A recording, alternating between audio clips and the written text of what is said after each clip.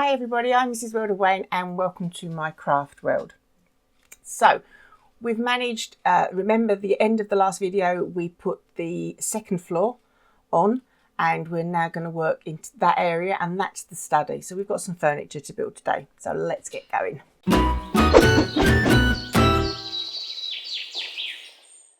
So I've already come prepped with my tray of goodies, and we're basically going to make a cabinet that looks like this. So I've already made up one of them because these do take a time to glue, and you do have to hold them. So I've already made up one of the cupboards. We've got some handles to put onto this one, but we have got one to show you, and we'll build that together. So let's get going. So these are the parts that we need. So this is, we've got here, let me just double check. So we've got two side panels here, which are E8. We've got 4 shelves here, which are E7, I believe. And then this section here is E6. And these are the cupboard doors. So we're going to start by building one side. So all of these sections are the same size. So it's absolutely fine, doesn't matter whereabouts you put them. But we are going to start by putting one at the top and one at the bottom. Now these go inside, they don't butt at the top. So just remember that when you're gluing. This is where one of those rigs would come in, or is it rigs or jibs would come in really handy. I know you can get a magnetic one. It's like a tray, like a baking tray really, and it's all magnets, and you put bits and pieces in, and then you can hold them where you want by using the magnets.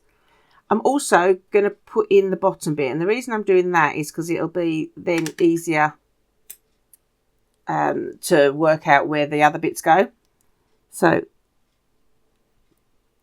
that bit goes just above where the legs are for the unit.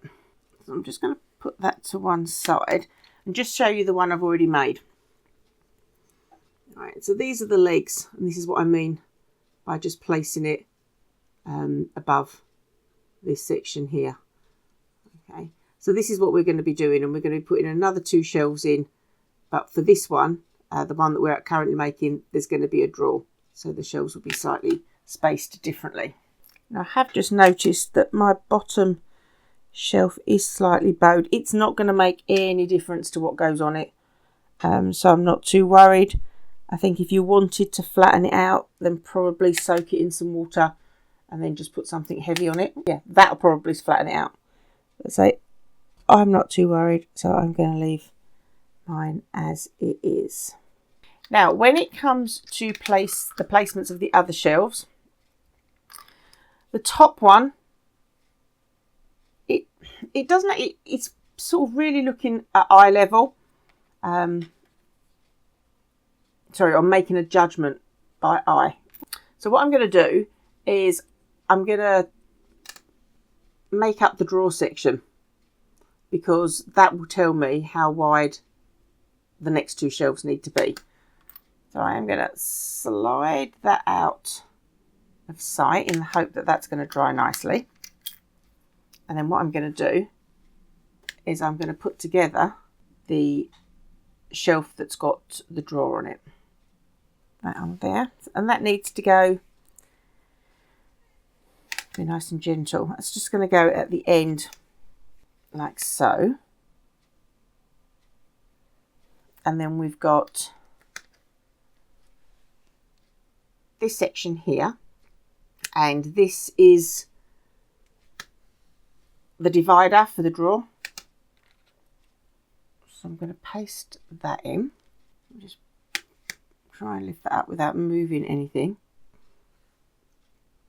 I know it needs a slight adjustment, but that's basically what it's going to look like. Okay. And then I'm going to paste this part on top of this part. like so. In case you're wondering, Phoebe is in the workshop with me. It's just far easier to let her in than it is to have her outside the door scratching. So at the moment it looks like that. I'm going to put it to one side because I know that's just all going to fall apart if I fiddle with it anymore. So what we're going to do is we are going to leave all of that to dry for a little while. That's the cupboard that goes at the bottom, so we'll put that in, and the other side panel once everything is dry. So what I am going to show you is this is the table that goes, just move that back, and I've already made this up. So this was made using D23, which are the two leg parts here, and D22. Now this was a little bit tricky because they need you to paste them at an angle, which I managed to do, and they are glued and they are sturdy and it's not wobbling. But it was, if I show you,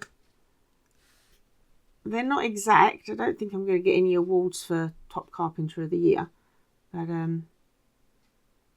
the pieces of the wood at the top were flat. There wasn't a slice to sort of show you where it needed to do. It was literally just put some glue down, put it at an angle. But I managed it. So that's that done. And I also, again, because you don't need to watch me make lots of the same thing, I made up the wingback chair that is going up in the study. But what we do need to do is we need to make the cushion for it. So I thought, I'll make this up. That's all nice and glued. While the cabinet is drying, we'll make the cushion. Now this time, for the study, we're using some cream material. There, you'll see it slightly better. So it is a different fabric to the cushions that we made and the seating that we made downstairs. All right, you do get some cream material. It's G5.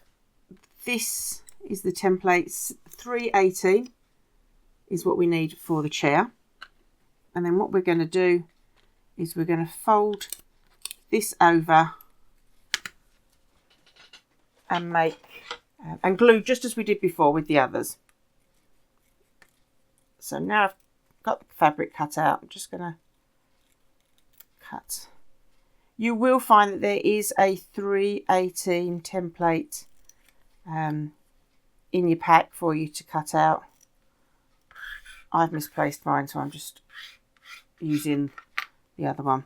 But we're just going to place that in and then fold as we did before. Probably easier to paste the paper than it is to paste the fabric. Perfect. Place that in the middle.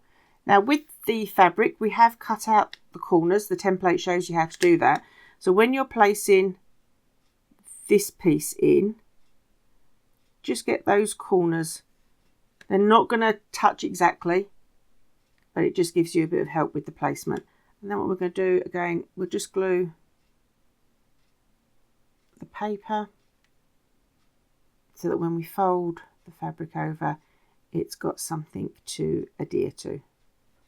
If you find that your corners aren't very good, what you can do, she says reopening it, is just do a slight diagonal cut. I don't think those scissors are going to be any good. Let me look for my others. It'll just help it. You've just got less bulk. Then it's what you do if you're dressmaking or making cushions. Anything that needs a sharp corner. I'm just going to trim off those ends. And then this gets glued onto the seat here. Pop some glue onto the seat area.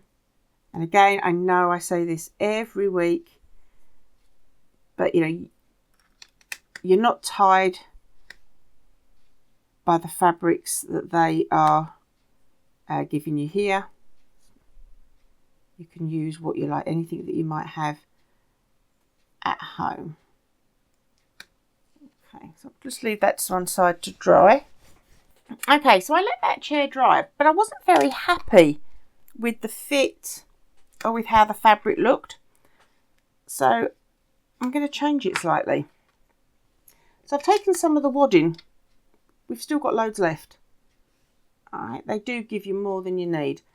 So I'm just going to cut that to size. The chair just looked a bit lackluster. That's about the size I need. Looked the most uncomfortable chair in the world, and I appreciate no one's going to be sitting on it. But I just wasn't very happy with that. It didn't look as good as the others had done downstairs. I think maybe if it had been a bit of card rather than a bit of paper, it would have looked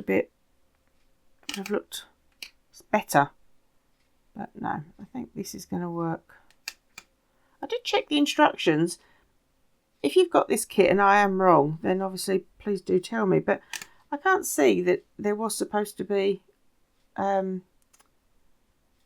wadding. Oh, no, that looks really good. I much prefer that. So my advice would be just use up some of your wadding. You've got plenty of it. And just make a little seat cushion, because that looks a lot more cosier than what you were asked to do. Perfect. Put that one to one side. The other thing we've got is we've also got 2 footstools.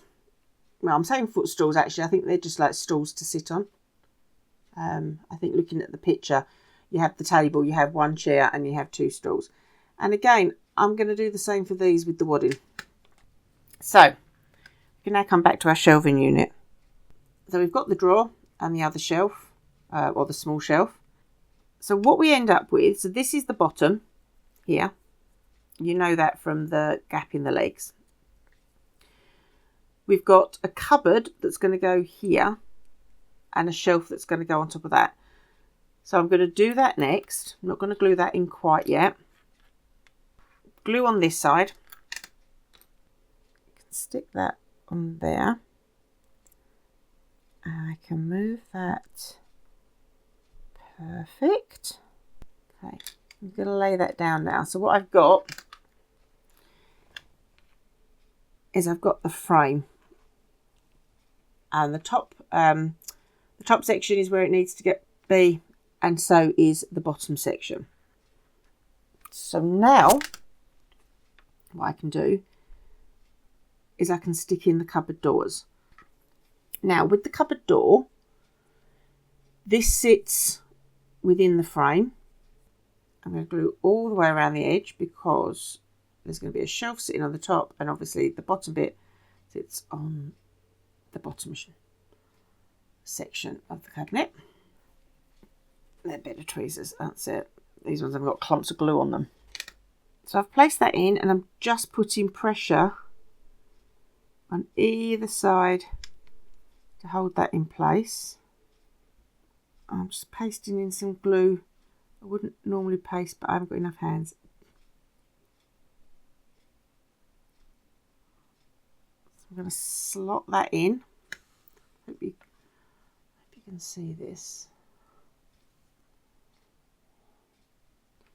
Just need some adjusting. That's it. Brilliant. Pleased with how that looks. And then what you need to do is we've got our shelf with the drawer, and you can basically now pop that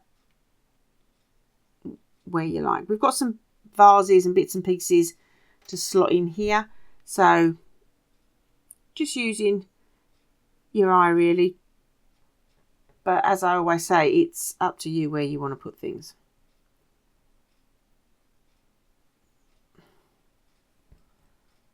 So it doesn't have to be an equal distance. And if something doesn't fit on the shelf, well, just put it somewhere else. What you do at home. I know when I made, there's is it Jimmy's study? There's a study. It looks a bit more like a bookshop. I know when I made that one, I did, that was a Row Life kit. I did put elastic bands around the units, but they were bigger than this.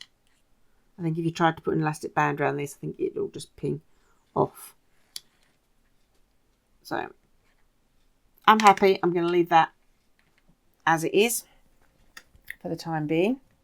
This is the one I'd already made, and what we do need to put onto this are the handles. Now we're using G28. We've used this before.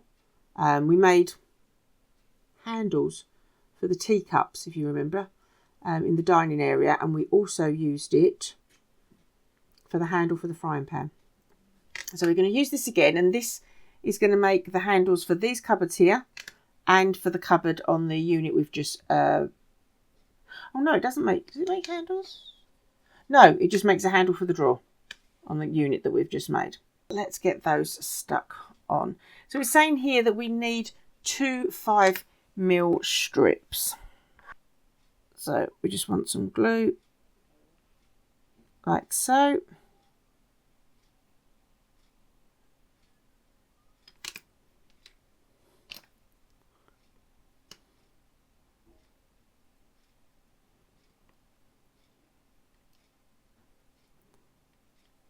Sorry, I've gone quiet again. I'll concentrate. Put those on like so. Put that one to one side and let those dry. And then we need a 20mm strip. So I'll cut that. And they want this to be bent so that it looks like a drawer handle. A bit like what we did for the teacup. So you just need to bend it round, and then you're just going to flatten an end. And then we'll just pop some glue and stick that onto the drawer front. I'm actually gluing the handle, not the drawer front, because I just think I'll get glue everywhere. So far we've got 2 stools, like so. We've got our chair and we've got our table and 2 units.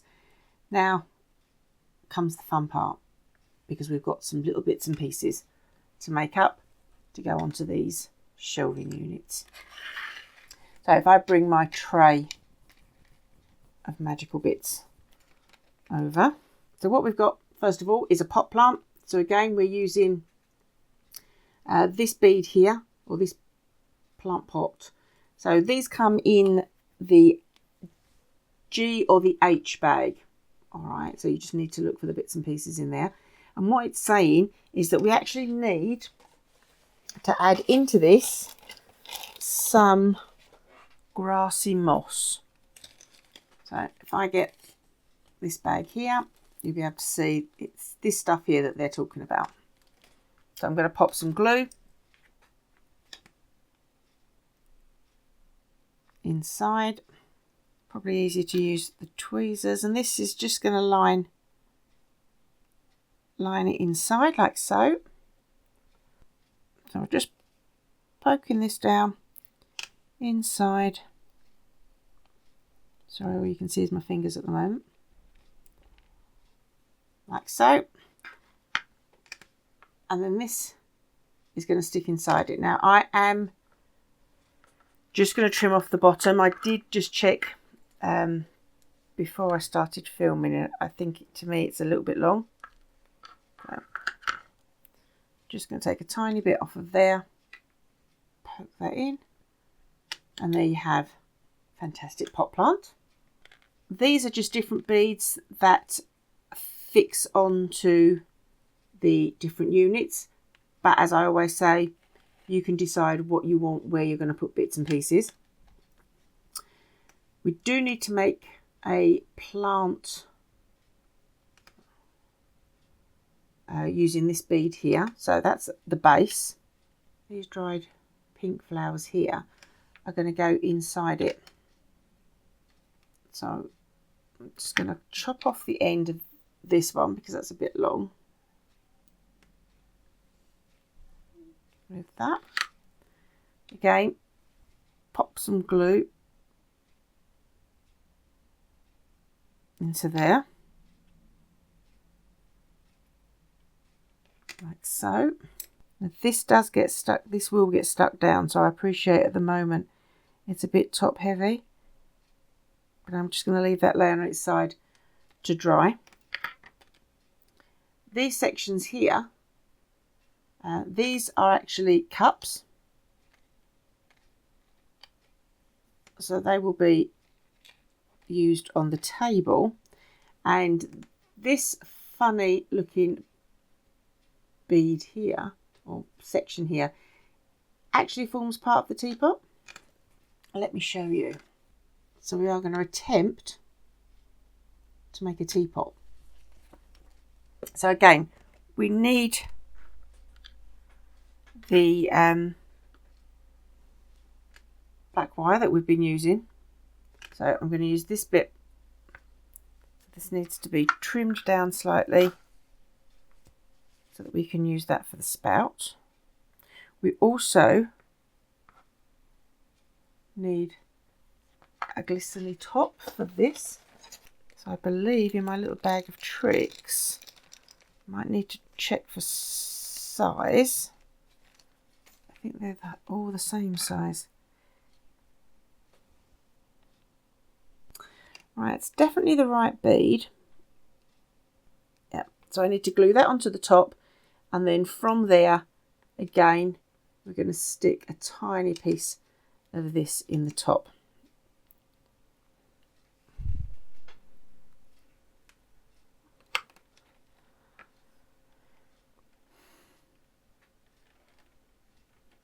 I've cut that to size, but I do think that that spout looks a little bit too big. Oop, glue on me.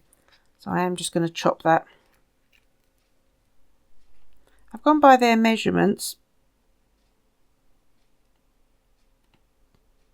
but it did look ridiculously big. Looked like something from the Mad Hatter's Tea Party. That's better. So let me just stick this back on. Oh, that does look really cute. And then we've just got the handle to do. Okay. And this is literally, they're just asking us to make a loop. So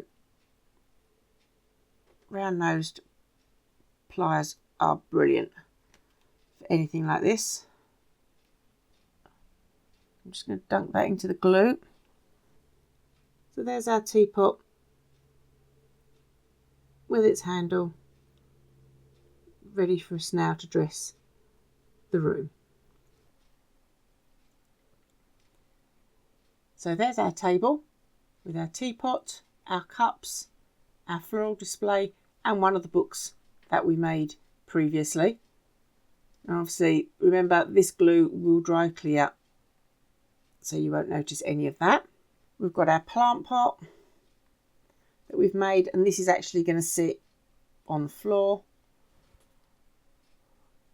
We've got 2 stools and a chair that we've made. And now that these are completely dry,